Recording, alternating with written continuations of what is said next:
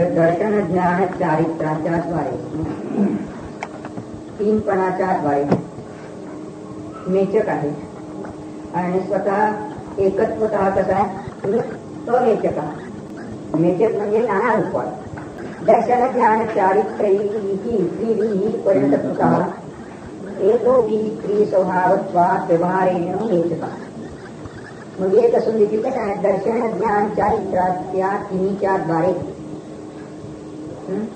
परिणतपणामुळे ती स्वभावपणामुळे व्यवहाराने त्याला मेचक म्हटले. परमार्थेन तु निश्चयाने व्यक्तयातृत्व ज्योतिषा एककः सर्वभावांतरध्वंसी स्वभावत्वात् अमेचकः. स्पष्टप्रमाणे ज्ञानज्योती स्वरूप एक रूप असल्याने नाना भावांतर जे आहेत त्यांचा ध्वंस होत असल्यामुळे अमेचक आहे.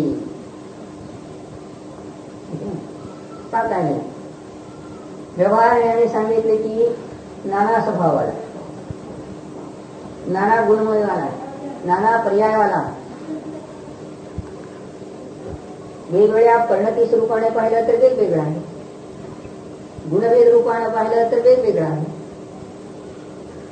आणि तो जेव्हा आम्ही परमार्थाने निश्चयाने तोच आत्मा जेव्हा दृष्टिक्षेपात घेतो तेव्हा तो कसा आहे एक आहे, अखंड आहे, अभेद आहे.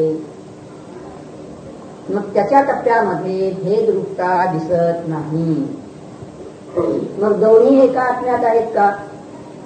अभेद नाही आहे आणि भेद नाही आहे, निश्चय नाही आहे आणि भेद रूप नाही आहे, निश्चय आणि एकाकार आहे, भेद रूपाने नाना आहे. मग दोन्ही एक आहे ना, जीववाणी प्रमाणे निश्चयने अधिक व्यवहारणे.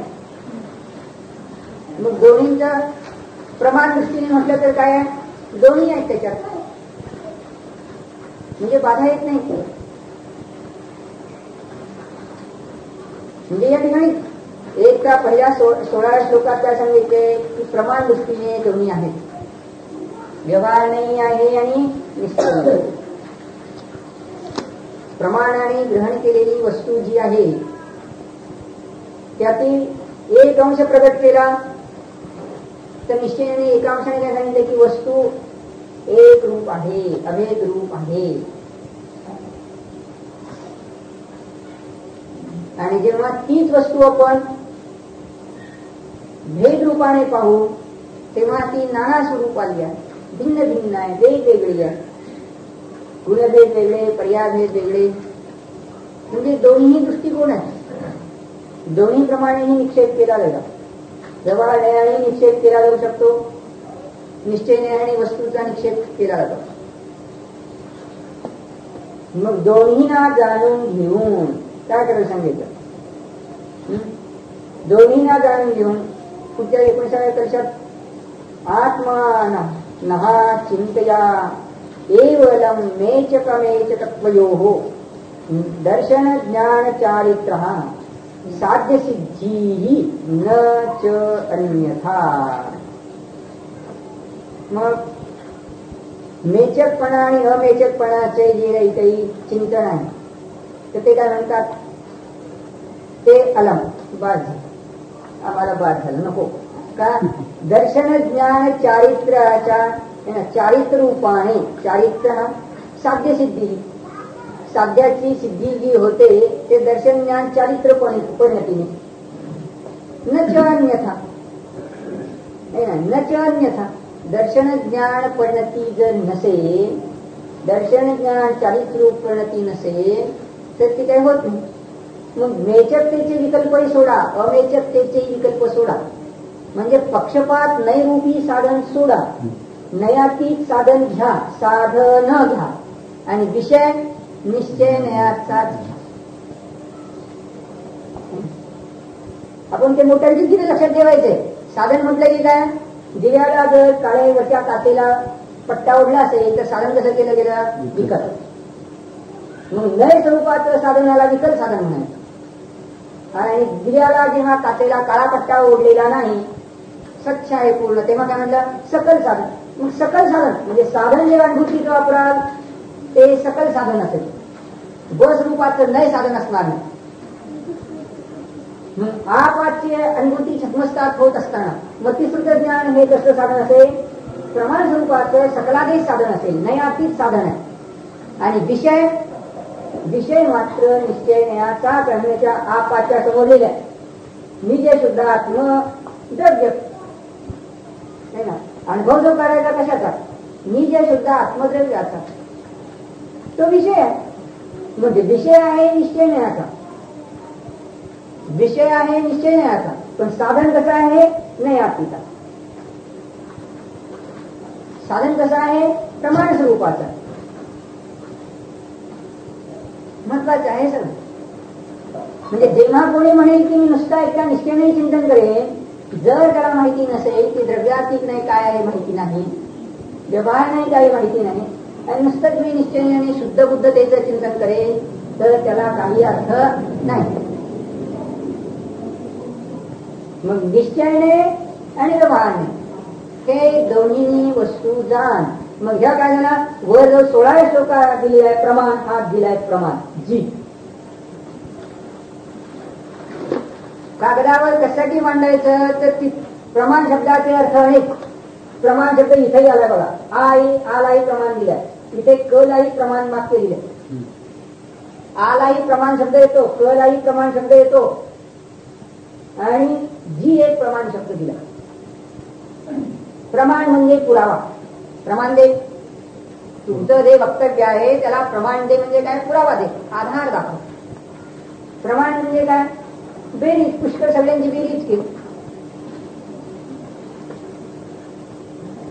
म्हणून प्रमाण शब्दाचा घोटाळा होऊन जातो. म्हणजे प्रकरण प्रमाणे अर्थ केला तर घोटाळा होणार नाही. पण जर सायकलचा असं ठरवला, पुढच्या चाकाच्या ऐवजी मागचं चाक पुढच्या चाकाच्या ठिकाणी, चाकाला चाकाचं जोडून ठेवलं, त्याला ठेवायचं नाही. मागील चाक जे आहे ते पुढच्या चाकाच्या ठिकाणी जोडलं, आणि पुढचं चाक जे आहे ते मागील चाकाच्या ठिकाणी जोडलं, सायकल चालायची नाही. कसं काय होईल? चाकाला चाक तर जोडले की काय होईल? सायकल चालणार नाही. मग निश्चयनियाच्या ठिकाणी व्यवहार करून ठेवला, व्यवहारण्याच्या ठिकाणी निश्चय करून ठेवला, तर मोक्ष मार्गावरची सायकल चालणार नाही.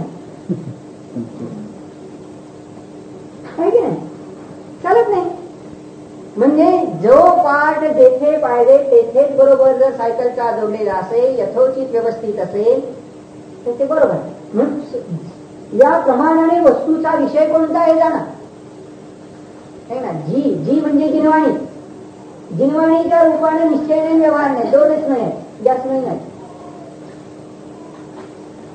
दोन नाही आहे म्हणजे व्यवस्थित जाणा. पण जेव्हा अनुभव घ्यायचा आहे, शुद्धात्मा अनुभव घ्यावायचा आहे, तेव्हा काय सांगितलं? साधन वापरा, ते प्रमाण स्वरूपाचं आ वापरा. आ ही कोणतं? साधकाला आ 5 आणि केवलीला आ 2. त्यांना काही सांगायची गरज नाही, आपल्याला फक्त गरज आहे. आ 5चं साधन येईल, ब स्वरूपाचं साधन येणार नाही, नयात्मक साधन येणार नाही. साधनात हा बदल करा आणि विषय निश्चय नयाचाच घ्या. मग तेथे अनुभूतीच्या वेळेला निश्चय नयच घ्या. म्हणून ते काय म्हणतात? अलम चिंतया. ही जी काही चिंता आहे ती कशी आहे ना? या चिंतेचं बस बस बस. अलम म्हणजे बाद झालं. जर साध्याची सिद्धी करायची असेल तर दर्शन ज्ञान चारित्र रूपाने पडलं किती पाहिजे. हा श्लोक जो आहे 19वा तो काय? पुढच्या 17-18 गाठेचे शिष्य काय? पुष्कळ घोटाळा होतो. म्हणजे पाठीमागील गाठीचं तुम्ही शब्द प्रमाण आहे. उदयतीन नय स्त्री रस्तमेती प्रमाण आहे की नाही? मागे श्लोक येऊन गेला ते 13 गाठीच्या खाली. मग तिथेही प्रमाण शब्द आला, इथे आता प्रमाण शब्द आला. जर आपल्या कागदावर कुठे काय मांडून जर ठेवलं नसेल तर सगळ्या घोटाळा होतो. वक्ता बोलत राहतो ना, वक्त्याला कुठं बोलायचं त्याला जे आपलं जर त्याची लिंक जोडली नाही गेली, बरोबर आशे नाही गेलं तर आपल्या डोक्यात गोंधळ होतो. त्याचा झाला का नाही आपल्याला गरज नाही. परंतु आपल्याला जर त्याचा आशय जर बरोबर समजला तर योग्य जमते गाडी, आणि नाही जमलं तर सगळं गोंधळ चक्र सुरू होते. पण इथंच दिलंय काय, पुरयतीन नयस्वी रस्तमेति प्रमाणं कचिदपि च न विद्मो याति निक्षेप चक्रं किम परम विद्मो धाम्नि सर्वं कसेऽस्मिन् ननुभवमुपयाते भाति न द्वैतमेव. इथे प्रमाण आला. प्रमाण, प्रमेय, प्रमातृ अशा प्रकारचा भेद जरी नसेल राहिला तरी परंतु अनुभूतीचं, अनुभवण्याचं साधन आहे की नाही, पहिल्यांदा केवलीवर हटवा पाहिजे. केवळ ज्ञान पर्याय जी आहे तीच आत्मानुभव करते की नाही, तर त्यांना सुद्धा संशय वगैरे राहिला. केवळ इतकंच नाही, म्हणजे वक्ता आणि श्रोता तेवढी समान समता करायचं, तेवढं मान्य आहे दोघांना. मग केवली भगवानांचं जे साधन आहे आत्मानुभव करायचं ते कसलं आहे? नाही स्वरूपाचं तर नाही, ब स्वरूपाचं नाही. त्याच्यामुळे आ दोन समोर गेले, आ प्रमाण आहे, ब नाही. नाही स्वरूपात हे आ पाचचे भेद आहेत सगळे, आणि खालचे ब नाही याचे भेद आहेत. तर नयात्मक साधन तर नाही, म्हणजे केवळ ज्ञान पर्याय जशी प्रमाण स्वरूपाचे साधन जे वापरलं ते प्रमाण स्वरूपाचं वापरलं. मग जर नसेल तर पहिल्यांदाच आचार्य अमृतचंद्र भगवान तिथं कसं प्रमाण राहिलं विचारायचं, सोडायचं नाही. आपली शंका नको विचारायला. हो आचार्य देव तुम्ही काय म्हणता, न प्रमाण, प्रमाण तर राहत नाही, नाही तर राहत नाही. उद्या येते नयस्वी, नयस्वी तर उद्या येत नाही, आणि प्रमाणे राहत नाही. मग साधन कोणतं वापरलं?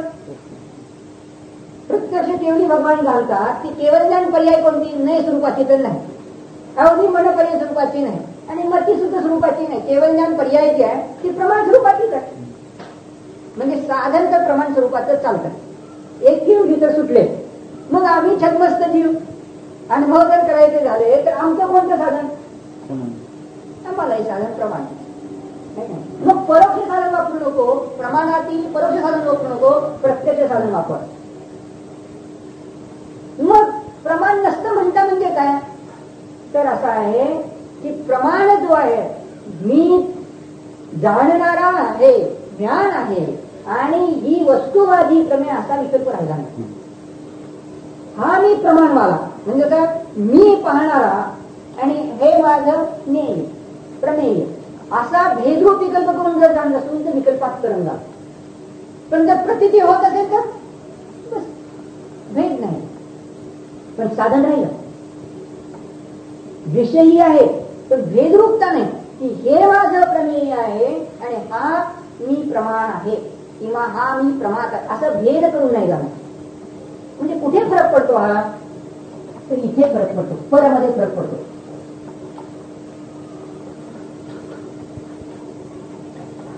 हा आपण ज्ञान पर्याय एक. लाडू जेव्हा चाटता तेव्हा मी या गोड लाडूला जाणतो. गोड म्हणजे ही प्रतीती सरळ होते, ही प्रतीती होते. हा विषय यात आला, ते बाहेरचा पदार्थ आहे, ज्ञानात घडले ही ज्ञान पर्याय आहे. लक्षात घ्या, लक्षात घ्या, हा ज्ञान पर्याय आहे. याच्याबद्दल आपल्याला काही विषय विचार करायचा नाही, या मी बद्दल. मग हाच लाडू जेव्हा जाणला हा तेव्हा तुम्ही या लाडूत जर असा विचार केला, काय विचार केला का, मी तर हा बाब मी लाडूला जाणतो. मी म्हणजे ज्ञाता किंवा प्रमाता, ज्ञाता किंवा प्रमाता. मी माझ्या ज्ञान पर्यायाच्या द्वारे लाडूला जाणतो, म्हणून ज्ञान प्रमाण आणि हा लाडू काय प्रमेय. या ठिकाणी जर असा भेद केला, प्रमाण प्रमेय आणि प्रमातृ याचा इथे भेद केला, इथे कुठे भेद केला, इथे भेद केला तेव्हा गंमत काय झाली, यामध्ये भेदरूप विचार. तर ह्या म्हणतात असा जर विचार केला तर लाडूचा स्वाद नाही बरोबर आहे. जेवायला बघावं बसावं जरा की मा बरोबर असते, पोरगा बरोबर जेवतो की काय गडबड करतो, है ना. जर तो देवत असेल ना ती त्याला विचारणार नाही, मा कधी विचारणार नाही, मा कधी विचारणार नाही काय है ना. त्याच्या ताटातलं संपलं की ती फक्त ओतत राहील. जेवायचं तंत्र आहे, जेवायला शिकवतो मा कसं शिकवायचं ते जेवायची पद्धत आहे ना. तिथे ती विचारणार नाही की कसं झालंय म्हणून. ती जाणली तिने त्याची ती कृती पाहूनच जाणले की रंगलाय ना खाऊ दे. आणि दुसरी नुकतंच लग्न होऊन आली होती, स्वयंपाक तर तयार केला, कसं काय झालं सांगा की हो. हे याच्यात आलं इथे होता, रंगला होता खायला तो, आणि विचारलं तिने कसं काय झालं. आणि तो खातोय काय तेव्हा मध्ये खातोय, त्याचा स्वाद चाललाय, इथे चाललं होतं व्यवस्थित, पण त्यांनी जेव्हा विचारलं की छान झालंय, एक तर वचनात आलं की इथं आलं. नयात्मक साधन, हे नयात्मक साधन वापरलं. वचन बोलला ना, वचन बोलण्याकडे आलं, छान झालं, इकडे वचनात आलं की हे वचन झालं, हे खंडित बल साधन वापरलं, इथे आ साधन वापरलं. पण आ साधन इथं मी प्रमाता आहे, प्रमेय आहे, प्रमातृ आहे, मी जाणणारा आणि हे मी असा जर विचारात इथे आला तर खंडित झालं. मग तसं नाही करायचं, हे असं. मग इथे अनुभूतीत काय करायचं, लाडूच्या ऐवजी फक्त विषय बदलायचा आहे का नाही. निज ध्रुव आत्मा जो आहे जाणतो, याची प्रतीती करतो बस, त्याचं काय पुन्हा.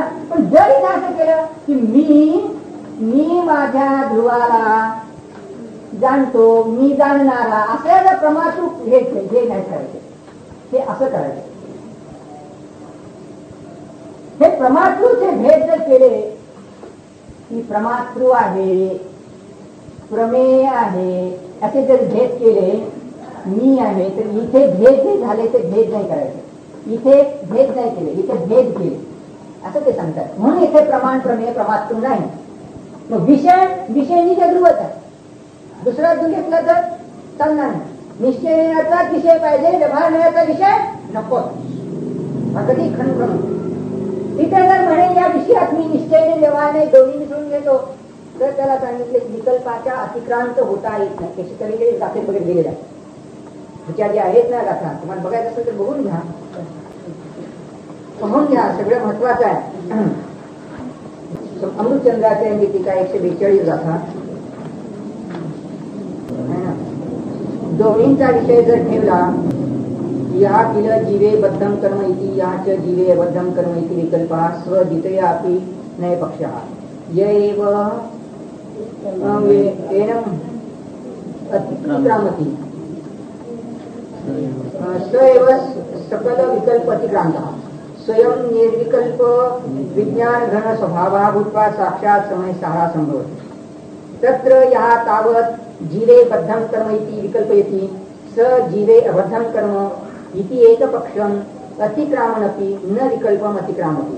यः तु जीवे अबद्धं कर्म इति विकल्पयति, सः अपि जीवे बद्धं कर्म इति एकं पक्षम् अतिक्रामणपि न विकल्पम् अतिक्रामति.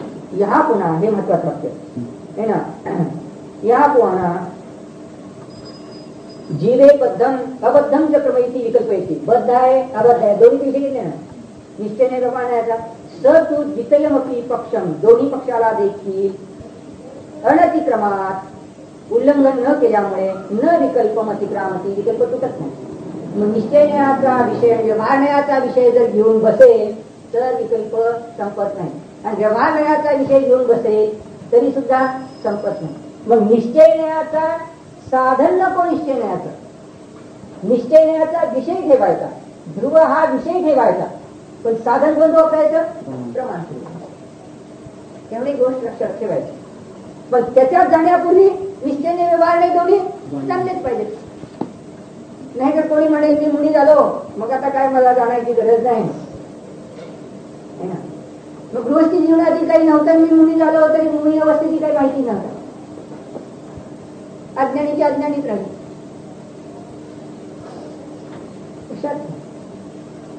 मग गृहस्थी म्हणेल मी काही जाणून घेणार नाही, मी फक्त पूजा भक्ती अर्चा करेन आणि चालेल, तर तेवढ्याने काम होईल. गृहस्थीला इथे जाणून घ्यावं लागेल. निश्चयने व्यवहाराने जाणून घ्यावं लागेल. आणि निश्चयने स्वरूपी विषयाचा अनुभव केला जाईल तेव्हा मोक्ष मार्गस्थ होतो, नाही तर होत नाही. कसं दिले ते 17-18 गाते सुंदर दिलं.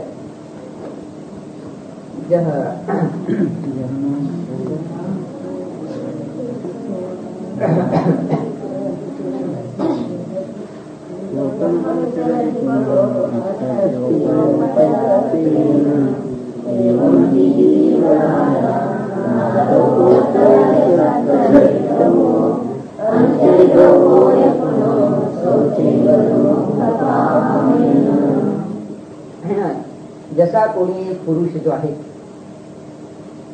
तो कशाचा आहे, अर्थाचा अर्थ, पैसे मिळवायची इच्छा, धनाची अभिलाषा. मग तो प्रयत्नाने काय करतो, राजाबद्दलचे जाणून राजाची माहिती घेतो, श्रद्धा करतो, त्याचं अनुसरण करतो. म्हणजे राजा त्याकडून जर पैसे मिळवायचे आहेत तर प्रथम काय केलं, राजाबद्दलची माहिती घेतली आणि राजाबद्दलचे श्रद्धाने अनुसरण केलं. शब्द महत्वाचे पहा. पहिला शब्द काय, जाणून ठेव. ज्ञानाकडून बोलतात. जाणणं दोन प्रकारचं आहे, परोक्ष आणि प्रत्यक्ष. परोक्ष जोपर्यंत जाणलं तोपर्यंत फायदा नाही. परोक्षात तर जाणावं लागेलच, पण त्याच्या पुढचा टप्पा काय, प्रत्यक्ष जाणलं. तेव्हा प्रत्यक्ष जाणल्यानंतर बरोबर काम सुरू झालं, फळ मिळालं त्याला, म्हणजे आपोआपच पैसे मिळाले. मग तसं उदाहरण घटवलंय सिद्धांतावर. तसं जीवराजा आहे ना, जीवराजाबद्दल काय, नादवो, जीवराजाबद्दल जाणा, त्याप्रमाणे श्रद्धा करा, अनुचरण करा, तर मोक्ष मिळतो, मोक्ष मार्ग सुरू होतो. कोणी करायचं, ज्याला मोक्षाची इच्छा आहे, ज्याला अतिंद्रिय आनंदाची इच्छा आहे, ज्याला आता सुख दैनंदिन जीवनात भोगायची इच्छा आहे. मग जे म्हणतात की आम्ही काही जाणणार नाही, जीवराजाबद्दल काही जाणणार नाही, तर मग कसा मोक्ष मार्ग सुरू होणार, म्हणजे काय, मोक्ष मार्ग सुरू होऊ शकत नाही.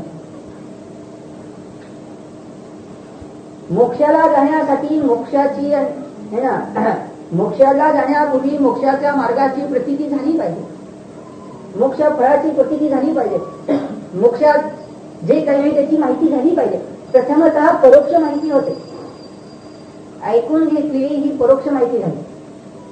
युक्तीने शोधली, प्रत्यभिज्ञान, तर्क, अनुमान नामाचे युक्तिशास्त्र त्यांनी शोधली, परोक्ष झाली. जल्प केलं, परोक्ष बनवतो. पण जेव्हा तो स्वतः मी जीव स्वरूपी आत्मा ज्ञानानंद स्वभावी ध्रुव स्वरूपी आहे याची प्रतीती करेल तरच तो काय झाला, आपोआपच इकडे श्रद्धा, ज्ञान, चरित्र तिन्ही एकदम बदलले. जाणलीच नाही माहिती तरी दूर राहिला, माहिती फक्त केवळ परोक्ष रूपाने जाणली असते तरी दूर राहिला. अनुभूती जाण्यापूर्वी परोक्ष रूपाने माहिती घेणं आवश्यक आहे. पण केवळ परोक्ष माहिती घेऊन तिथे जर मला तर प्रत्यक्ष जर अनुभव केला नाही तरी मिथ्या दृष्टीच राहिला, मिथ्या ज्ञानीच राहिला, मिथ्या चरित्रवाला राहिला. सगळी जबाबदारी आहे. खरा आनंद या दैनंदिन जीवनात साधता येतो, कुठेही बाधा नाही. ते असं म्हणत नाही की अनुभवाला येणार नाही. आचार्य म्हणतात स्वानुभव प्रत्यक्षानं तुम्ही तपासणी करून घ्या. म्हणजे काय, आम्ही तर अनुभव करून निर्णय केलाच आहे. तुम्हीही काय म्हणतात, लोकांना काय म्हणतात की तुम्हीही तो अनुभव करून निर्णय करा. मग अनुभव होतो म्हणून तर सांगतात की अनुभव करा, त्याला कुठेही प्रकारची अट दिली नाही. इंद्रियचं शास्त्र शिकायला काही तिथे व्रत सांगितलं नाही करायला. मेडिकलचं सायन्स शिकायला काही व्रत नाही, बीकॉम, BA, LLB वगैरे व्हायला काही व्रत नाही. शेतीचं शास्त्र शिकायला काही व्रत सांगितली नाही, त्याचा काही संबंध नाही. व्रताचा तसा संबंध नाही.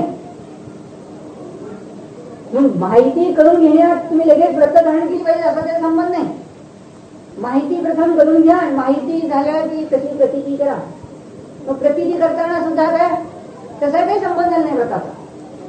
सुरुवातीच्या प्रथम अवस्थेत अनुभव करत असताना अव्रती अवस्थेत स्वस्वरूपाचं वेदन केलं, अनुभव झाला, सम्यक दर्शन ज्ञान करीत परिणती झाली, अंकुर फुटला अव्रती अवस्थेतच.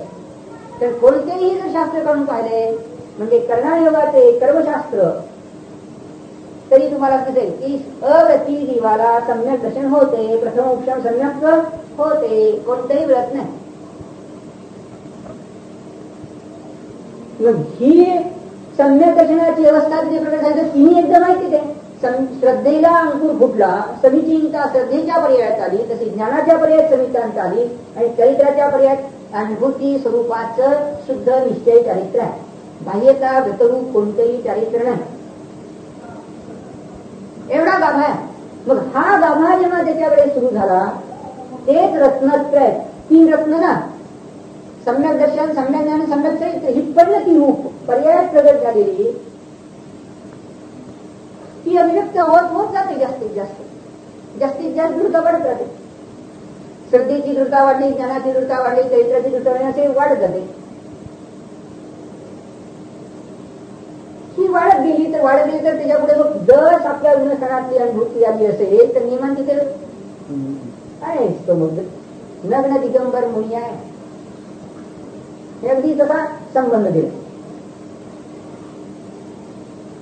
परंतु तेथे जाण्यापूर्वी गृहस्थ व्यवस्थेत अंकुर फुटू शकतात का तिन्ही ना?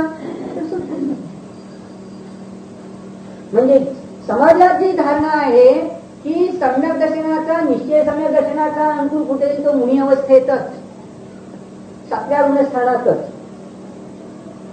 तर ही जी धारणा आहे ना, 7व्या गुणस्थानातच फुटेल आणि 4व्या-5व्या गुणस्थानात फुटणार नाही, हे चुकीचं. इथे आपल्याला फक्त आहे ना जी धारणा समाजात खळ करून बसली आहे, घर करून बसली आहे की बाबा अनुभव होईल, चिंतन होईल, ते मुलीला होईल, आणि आपलं गृहस्थीने काय करायचं, देवपूजा करायची, तीर्थयात्रा करायचे, काय नाही. तर हे चुकीचं आहे. शास्त्र शिकायचंही आहे त्याने गृहस्थीने, आणि स्वरूप माहिती मिळाल्यानंतर त्याचा अनुभव करायचा. जेव्हा अनुभव करतो तेव्हाच तो 4थ्या गुणस्थानात करतो. म्हणजे जेव्हा चरणायोग सांगतो की देवपूजा केली आहेस तू, सद्देव, सद्गुरू, सत्शास्त्र हेच निवडले आहेत, तर त्याच्या बरोबर तुला हा निश्चय स्वरूपाचा जो विषय आत्म्याचा आहे त्याचा अनुभवही असला पाहिजे, तर सम्यक दर्शन. कोणतेही चरणायोगाचे म्हणजे आचार ग्रंथाचे शास्त्रकार त्यामध्ये प्रथमतः काय लिहिले असेल, कोणतीही कृती कशी करायला सांगितली, महत्व केव्हा त्या कृतीला, सम्यक दर्शन पूर्वक कृतीला महत्व. मग सम्यक दर्शन बहिरंग सांगितले की सद्देव, सद्गुरू शास्त्र, पण गाभा काय दिला, तेच चरणायोगाचे शास्त्र सांगते. जर तू देवगुरु शास्त्राची पूजा केली, व्रते सगळे पालन केली आणि सम्यक्त्व नसेल तर सगळं व्यर्थ आहे.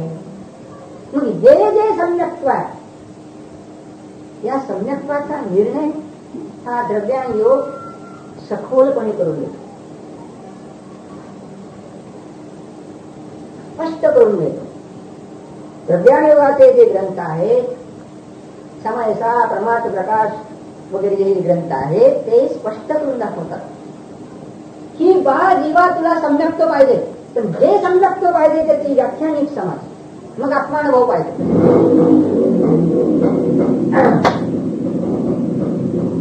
तू आत्म्याचं प्रत्यक्ष वेदन केलं पाहिजे. द्रव्यायोग सांगतो आत्म्याचं जर प्रत्यक्ष वेदन झालं असेल तर श्रद्धा आणि चारित्र सम्यक दर्शन झाले आणि सम्यक चारित्र झाले. ज्ञानातून बोलतो तर ज्ञानामध्ये आपण कोणता विचार केला हे ज्याच्या त्याला सुनिश्चित कळतं. अनुभव करायचा म्हटलं म्हणजे तो म्हणतो काहीतरी बाहेरची कृती करायची. जनमानसाची जी प्रत्यक्ष ज्ञानाची व्याख्या आहे ती कृतीवरून लावायला जातात. कृती फक्त त्याच्याने म्हणतो सद्देव, सद्गुरू, सत्शास्त्र एवढंच पाहिजे. गुरु कुदेवी शास्त्र नको, एवढीच कृती सांगितली, एवढीच चरित्राची. आणि बाकीची गोष्टी सांगितली की ज्ञानात तुझ्या त्यावेळेला काय विचार हे तू शोध. म्हणजे सगळी जबाबदारी प्रत्येक साधकावर स्वतःवर आली. आणि आपण आपल्या ज्ञानात कशा रीतीने विचार करतो, म्हणजे परोक्ष साधन वापरतो की प्रत्यक्ष ज्ञानाचे साधन वापरतो, हे ज्याच्या त्याला समजते. कोणत्या विषयाचे चिंतन करतो ते ज्याच्या त्याला समजते, सुनिश्चित समजते. मग त्याचा काही निर्णय करायचा. मग त्याचा जेव्हा निर्णय होतो की मी ध्रुव स्वरूप निजात्मा बरोबर ग्रहण केला आहे आणि साधन जे आहे ते माझं प्रत्यक्ष साधन. हा निर्णय जेव्हा झाला तेव्हा इथे जेव्हा प्रतीती करताना ते मी प्रत्यक्ष करू लागतो असं ते विकल्प नसतो, पण प्रत्यक्षाचा भास त्याला होतो. जसा हा फळा पाहायचाय, डोळे मिटायचे पाहायचे. मग फळा प्रत्यक्ष दिसला, स्मरण झालं का नाही, प्रतिविज्ञान केलं का नाही, तर्क केला का नाही, अनुमान केलं का नाही, जल्प केला का फळ्याचा रंग जाणता का नाही, काय म्हणा प्रत्यक्षच काळा रंग पाहणे. वचनात आला पण वचन तरी उच्चारले काय नाही, पण तरी प्रतीती झाली. मग फळाकडे जसं केलं तसं आपल्या निज ध्रुवाकडे करा. जेव्हा निश्चयने व्यवहारने समजला तेव्हा निज ध्रुवाकडे टाका, तर झाला लगेचच भास. हा जो भास आहे तिथे कुठे आपण स्मरण केलं नाही, प्रतिविज्ञान केलं नाही, तर्क केलं नाही, अनुमान केलं नाही, जल्पही केलं नाही, आणि मी जाणणार आणि माझं हे मी आहे असं तर कधी विचार करत बसतो, विकल्प करीत बसतो. इथे भिन्नता जसे लाडू आणि मी असं केलं, तसं मी आणि ध्रुव असा काय भेद केला का, असा भेद केला असेल तर विकल्प पाठवतो. आणि ते म्हणतात बस भास झाला.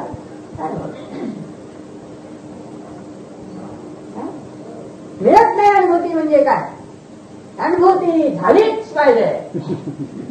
अनुभव झाल्याशिवाय मोक्ष मार्ग नाही. अनुभव हीच खात्री, बरोबर. अनुभवाशिवाय खात्री कशी पडणार. एक तर निर्णय पाहिजे की माझ्याजवळ आत्ता निज ध्रुव आहे, मला निज ध्रुव कोठून आणायचा नाही. पूर्वीही माझ्याजवळ गुणमय पिंडवालं द्रव्य होते, आत्ताही गुणमय पिंडवालं माझं द्रव्य आहे, आणि भावी काळात ही गुणमय पिंडवालं द्रव्य असणार. म्हणजे विषयाबद्दलचा निर्णय केला आणि त्याच्यामुळे जाणण्याचे साधन परोक्ष की प्रत्यक्ष. किती वेळ लागला हे तुम्ही लावू नका, भलेही सेकंदातला अब्जावधी भाग असू दे, क्षणमात्र असू दे, पण जर त्याने स्वतःचं वेदन प्रत्यक्ष केलं असेल तर तो अनुभव प्रत्यक्षच आहे. आचार्यांनी सुंदर लिहिलं आहे श्लोक वाटिकादी ग्रंथात की जास्त वेळ टिकणं, कमी वेळ टिकणं यावर सम्यक ज्ञानाची व्याख्या अवलंबून नाही. जास्त वेळ अनुभव घेतला म्हणून अनुभव, आणि थोड्या वेळाने अनुभव केला प्रत्यक्ष जमलं म्हणून ते खोटे, अशी व्याख्या नाही. आणि जनमानस कशी व्याख्या करीत आहे, कशी व्याख्या करीत आहे जनमानस की जास्त वेळ मी ध्रुवाची प्रतीती केली म्हणजे तो खरा अनुभव, आणि थोडा वेळ ध्रुवाची प्रत्यक्ष प्रतीती केली तर तो खोटा अनुभव, असं जनमानस व्याख्या करते. ती चुकीची आहे.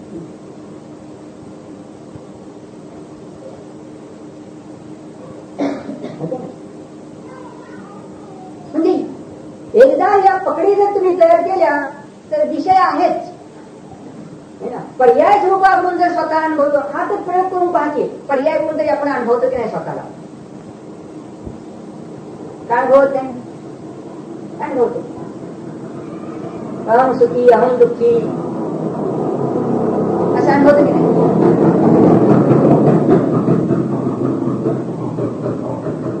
काय अनुभवतो. काहीतरी एक्झाम होतात, काहीतरी बड आहे, अनुकूल आहे, हे तर जाणतो की नाही. मग असं जर अनुभवतो तर पर्याय करून अनुभवतो स्वतः. मग दुःख ही पर्याय आहे, दुःख पर्यायवाल्या असण्याला चांगलं. मग त्या उलट दुःख पर्याय आहे तर गुण नाही का ते आनंद गुण. जसं काळी पर्याय इथे आहे तर रंगगुण आहे किंवा नाही इथे. हिरवी केळी आहे तर हिरव्या केळीला रंगगुण आहे की नाही. गुलाबी फूल आहे गुलाबाचं, गुलाब पर्याय आहे, गुलाबी रंगाची पर्याय रंगगुण आहे की नाही. तिथे आपण रंगीत फुलं म्हणून जाणतो. म्हणजे गुलाबी आहे की पिवळी आहे की तांबडी आहे की ते संपूर्ण रंगीत आहे सांगतो. म्हणजे परिणामी भावाकडून जर पुद्गलाला जाणतो, नाही परिणामी भावाच्या पुद्गलाच्या विषयाला जाणतो, तर निज ध्रुवाच्या परिणामी भावाच्या विषयाला जाणता येत नाही काय? येते. अशी सारखी आपल्यावर घटवा आणि मग परिणामी भावाचा विषय मी प्रतीची करू शकतो. हा भाग जो आहे स्वभाव स्वरूप आत्मा, आनंदमय आत्मा. नाहीतरी दास बाबा येतो की गाणं म्हणत आपल्या जवळ, गाणं म्हणत येतो, गुणगुणतो. आनंद स्वभावीचं गाण्याचं म्युझिक लावतो पहिल्यांदा, गुणगुणतो. गुणगुणल्यानंतर आपण जरा थोडा वेळ जलपूक केला तुम्ही, मी ज्ञानानंद स्वभावी आहे, तो नंतर थोडा प्रेमाने जवळ येतो. बाळ जसं प्रेमाने जवळ येतो तसं तो जवळ येतो. आपली सोन या शरीरात खूप असतो. खूप असल्यानंतर तर दुखतय ना, हा आहे ना. मग दुखलं ते मी प्रत्यक्ष जाणलं की परोक्ष जाणलं, आव्हानात तिथे लावा.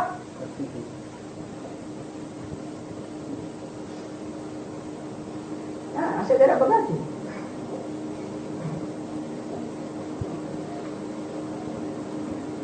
मला जे दुखलं, माझं जे दुखलं, मला जे चावल्याची वेदना झाली, ती वेदना काय? वेदना म्हणजे दुःख, पीडा, त्रास वाटला. तिथं काय तुम्ही स्मरण केलं काय की तेव्हा दुखलं होतं, तो दुखणारा, असं तर केलं नाही. असं विचार केला काय तेव्हा दुखलं होतं तसं आता दुखलं असं केलं? म्हणजे दुःखद पर्यायवाल्या आत्म्याची प्रतीती करता आता दुःख आहे.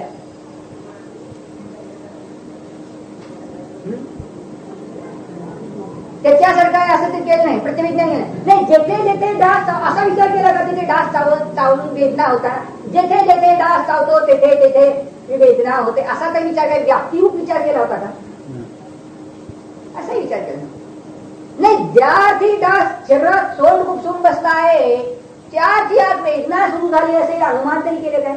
किंवा जेव्हा तिथे खाज सुटते आहे म्हणून मला आता इथे डास चावला आहे, वेदना होते, असं तरी करतं काय? अनुमानही करीत नाही. मग काय करतात? अहो दुखायला लागलंय, नाही तर डॉक्टरकडे जावा आणि एक सुई खुपसून घ्या. खूप साहित्य नाही आपल्या हाताने, आपल्याकडे डास हवा नाही आला तर आपल्या हाताने आपल्या हातात शरीरात सुई खुपसून बघा कसं काय होत आहे, बघ दुखतंय की नाही. गरम गरम जरा जास्त कडक दूध पिऊन बघा. पोळलं जिभेला, तुला पोळतंय की नाही विचारायचं त्या जिभेला. पोळलं तर आता काय विचारतो म्हणे, जीभ भाजून गेलं तोंड सगळं दुखायला लागलंय. म्हणजे त्या दुःखाची जर प्रतीती होते तर दुःख पर्याय, आनंद गुणाची दुःख पर्याय. आत्मा दुःखी, पर्यायाला धारण केलेलं द्रव्य आत्मा द्रव्य. मग जर दुःख पर्याय आहे तर दुःख पर्याय असताना आनंद गुण आहेत की नाही? सुख पर्याय असतानाही आनंद गुण होता, दुःख पर्याय असतानाही आनंद गुण आहे. मग जरा थोडस इकडे लगेचच विषय पर्याय करता सोडून देऊन दुःखवाला आत्मा जसा अनुभवत होतो त्याच्या उलटा विषय घ्यायचा, फक्त आनंदवाला आत्मा. मग निश्चय नेण्याचा विषय म्हटलं जातं. मग हा निश्चय नेण्याचा विषय जर आम्ही चिंतना प्रत्यक्ष घेतला तर काय होईल? तिकडे श्रद्धा ज्ञान चरित्र बदलली की ज्ञानात काय झालं? ज्ञान आनंद स्वभावी आत्मा आहे, पराची काही देणं घेणं नाही, पराचं काही कर्तृत्व नाही, काय नाही, एक एकाकार आहे, शांत चित्त आला आहे. दुसऱ्या कोणा द्रव्य कर्माचा नाही संबंध, भाव कर्माचा संबंध नाही, न कर्माचा संबंध नाही. जे काय घडायचं ते घडतंय, सगळं चाललंय, असं वगैरे व्यवस्थित बसलं की सगळं एका प्रतीची सगळे स्वस्वरूपाचं आहे मी याची जी प्रतीती झाली तर म्हणतात मग काय तुला आता मोक्षाचा आनंद मिळाला. मोक्षात असणारे जे मुक्त झालेले जीव ज्या आनंदाची चव चाटतात ती चव तुला आत्ता येथे पंचम काळात नाही ना. तू आत्मानुभव घेत असताना तुला मिळेल तीच चव, वेगळी चव नाही. आत्मानुभूतीची चव तीच. फरक काय दोघात? त्यांनी जरा जास्त घेतला ना, आपण आपला थोडा घेतला, पण चव आहे ना, वस्तू तीच, वस्तूची चव तीच, वेगळी नाही. आणि मग एक क्षणभर जर तो आनंद भोगला तर म्हणतात येथे श्रद्धा ज्ञान चारित्र्य तिन्ही प्रगट झाले आणि त्यांनी साध्य सिद्धी झाली, पैसे मिळायला सुरुवात झाली. अहो एकदा मंत्र्याकडे गेलो, अहो परवाना आणायचा असेल ना, परवाना शाळे मालाला वगैरे काय परमिट म्हणतात, परवानगी वगैरे काय आणायची असेल, मग ते परमिट कोणत्या मंत्र्याकडे मिळते, कोणत्या ऑफिसरकडे मिळते याची माहिती घेता. माहिती घेतली, जाणून घेतलं, मग ते जाणून श्रद्धा चरित्र करता, सेवा करता,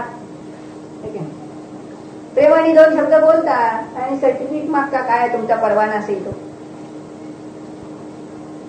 नाही. तर मग तो सांगतो की काय की इथे तुम्ही फिक्स डिपॉझिट मध्ये पोस्टात सेविंग घेत्यात 100 रुपये, 10,000 रुपये, 2,000 रुपये नजराना भरा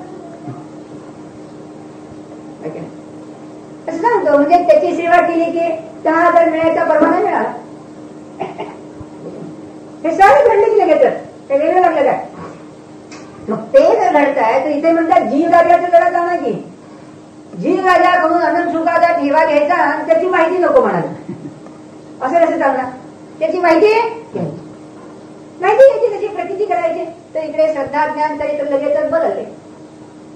आणि मग एकदा जर परवाना तुम्हाला आणायचं कळालं, एकदा परमिट आणलं, पुन्हा दुसरं परमिट आणायचं असेल, दुसऱ्यांदा परमिट आणायचं असेल तर ती माहिती आहे मग त्याला कसं काय करायचं. ते काय पुन्हा काय त्रास आहे का, काय. मग एकदा एक क्षणभर अनुभव घेतला तर पुढची अनुभूती घ्यायला ना काही नाही, चालू झाला. मग साध्य सिद्धी सुरू झाली. बघा काय गंमत. आचार्य फार फार अगदी प्रेमळपणे आपल्याला सांगतात की बा जीवाणू आम्ही पंचम काळातलेच आहोत आणि पंचम काळात जन्मलो म्हणून अनुभूती नाही असं नाही. आत्ता अनुभव होतो घे नाही. मायाचं प्रकरण जाऊ नको म्हणतात. मग मी शुद्ध बुद्ध आहे असं म्हणून मी स्वैराचारी होणार नाही का. तर सांगतात तुला कोणत्या अपेक्षेने तू शुद्ध बुद्ध आहेस, ध्रुव अपेक्षेने तू शुद्ध बुद्ध आहे. तुला काय आलंय, पर्याय दृष्टी तुझ्यात घाण आहे. ठीक आहे, जेवढी काय घाण आहे कर्तन देणे ठरलेली ती आहे, पूर्ण शुद्ध झालेली नाही असे माहिती आहे. म्हणजे बहिरात्मा अंतरात्मा परमात्मा याच्या क्वालिटीज तुला माहिती आहे पर्याय दृष्टीने. तेव्हा तू ध्रुवदृष्टीने चिंतन करतो तर तू स्वैराचारी कसा होऊ शकतो, होऊ शकत नाही. म्हणजे जी आपल्या स्वतःला कोणाला भीती वाटत असेल की मी शुद्ध बुद्ध म्हणेन तर एका स्वैराचारी तर होईल का, स्वतःसाठी असेल तर भीती वाटत असेल तर भीती काढून टाका. स्वतः आपण स्वैराचारी बनणार नाही. मग स्वतःसाठी आपण स्वतः चिंतन केले तर श्रद्धा सम्यक दर्शन पर्याय प्रगट झाली, सम्यक ज्ञानाची पर्याय प्रगट झाली, सम्यक चरित्राची पर्याय प्रगट झाली, मोक्ष मार्ग प्रगट झाला. तो आनंद अनुभव चाखायला सुरुवात झाली. मग साध्य सिद्धी सहज झाली. आणि याच्याहून वेगळा मार्ग अवलंबून म्हणाल तर न अन्यथा न वेगळ्या प्रकाराने, अन्यथा म्हणजे वेगळ्या प्रकाराने